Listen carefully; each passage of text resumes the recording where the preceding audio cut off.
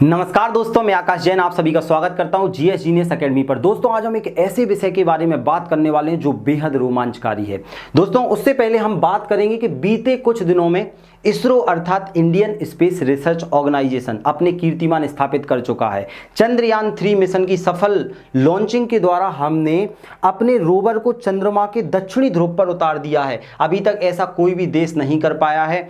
इस प्रकार हमारे इसरो के जो वैज्ञानिक हैं उनको बहुत ज़्यादा बधाइयाँ, क्योंकि अब पूरा भारत देश जहां जश्न मना रहा है चंद्रयान 3 की सफलता का, वहीं इसरो यहां पर रुका नहीं है। उसने एक नया मिशन आदित्य L1 लॉन्च कर दिया है। दोस्तों आखिर ये आदित्य L1 क्या है? चंद्रयान 3 की सफलता के बाद में अब हम सूरज पर जाने वाले हैं। क्या हम सूरज पर रहेंगे, बस्तियां बनाएंगे?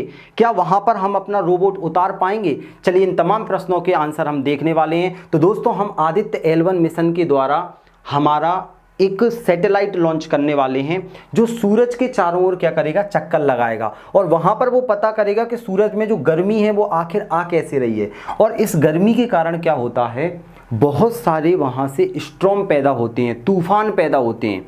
आखिर वो तूफान किस तरह पैदा होते हैं? क्योंकि वो तूफान पृथ्वी पर बहुत ज़्यादा नुकसान पहुंचाते हैं। कैसे पहुंचाते हैं, हर एक प्रश्न के बारे में देखेंगे।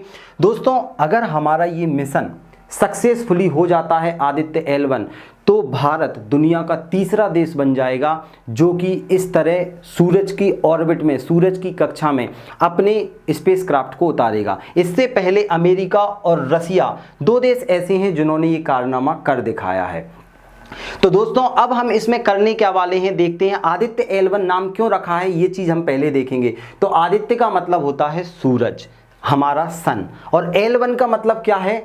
तो अब आपके दिमाग में आ रहा होगा सर आखिर L1 ही क्यों रखा? तो L1 को समझने से पहले आपको समझना होगा न्यूटन के थर्ड लॉ के बारे में। जी हाँ दोस्तों, आप अक्सर डरते रहते थे न्यूटन न्यूटन नाम से। तो न्यूटन का लॉ कहीं पर भी हमें नहीं छोड़ता है। तो न्यूटन का थर्ड लॉ क्या है? क्रिया की प्रतिक्रिया का नियम, कि एक वस्तु दूसरी वस्तु पर बल लगाती है तो दूसरी वस्तु भी पहली वस्तु पर क्या लगाती है, बल लगाती है। तो दोस्तों यहां पर यह नियम कैसे काम करता है?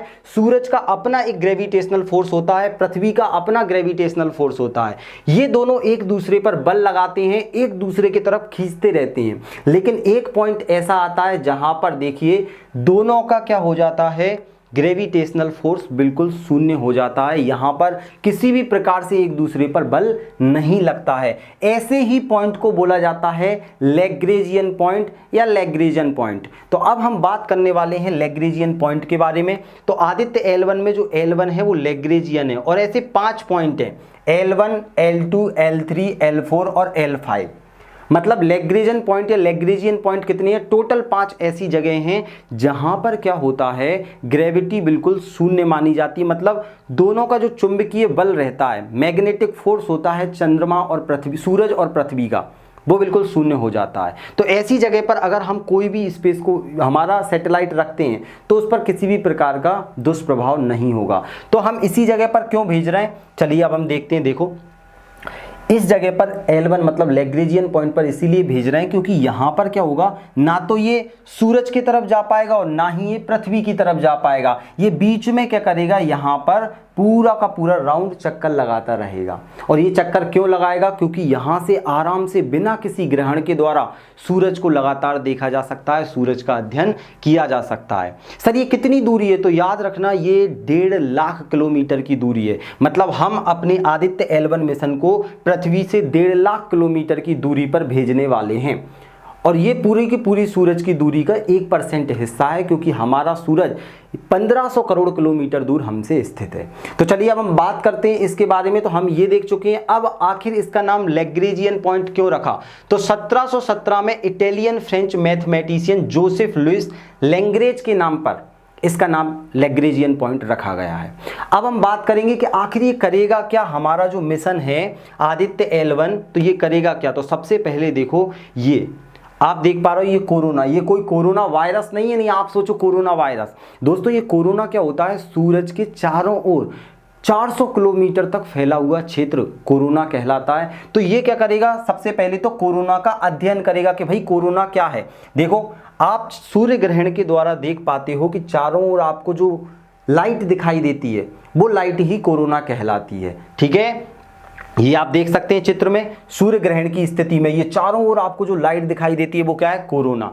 जबकि पृथ्वी का अब ये कोरोना का जो सरफेस है, मतलब जितनी दूरी पर जा रहे हैं, तो इसका तापमान कितना है, 10 लाख से लेके 30 लाख, मतलब 1 मिलियन से लेके 3 लाख मिलियन, मतलब 3 मिलियन डिग्री सेल्सियस इतना तापमान है। सोचो इसके बाहर वाली सतह का, तो सतह पर कितना होगा जहां आग लग रही है, आप बताओ ज्यादा होगा या कम होगा। तो इसकी जो सतह है उसको बोला जाता है फोटोस्फीयर, जो सूरज की सतह है, सरफेस है, और उसका तापमान आप जानकर हैरान रह जाओगे, मात्र कितना है, 5 से 6 हजार डिग्री सेल्सियस।